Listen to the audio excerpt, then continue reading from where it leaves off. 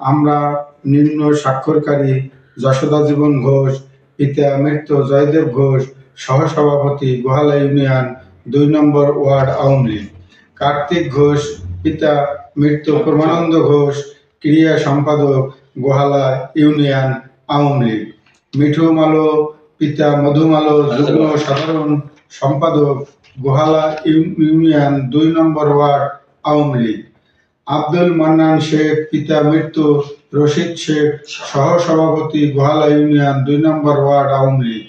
সর্বসাং Bamandanga post গোহালা এবং ৫ নম্বরে নিখিল চন্দ্র বিশ্বাস, পিতা মৃত্যু রাজকৃষ্ণ বিশ্বাস, সাধারণ সম্পাদক দিগনগর ইউনিয়ন ৯ নম্বর ওয়ার্ড আওয়ামী লীগ। সাং বাঘাদিয়া পোস্ট দিগনগর। সর্ব উপজেলা মকসিদপুর জেলা।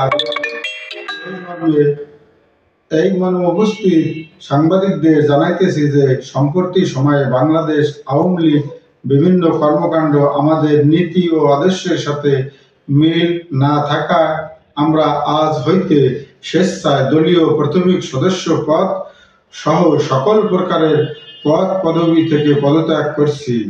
আমরা দৃঢ়ভাবে জানাইতেছি যে আজ থেকে আওয়ামী লীগের সঙ্গে আমাদের আর কোনো সম্পর্ক নেই এবং ভবিষ্যতেও থাকবে না।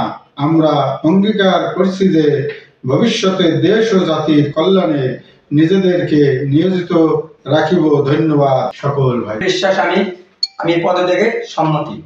আমি যশোদা জীবন ঘোষ উকিল নিজের স্বইচ্ছায় পদত্যাগে ইচ্ছুক। আমি কার্তিক চন্দ্র ঘোষ, আমি নিজে স্বইচ্ছায় আওয়ামী লীগ থেকে পদত্যাগ করলাম।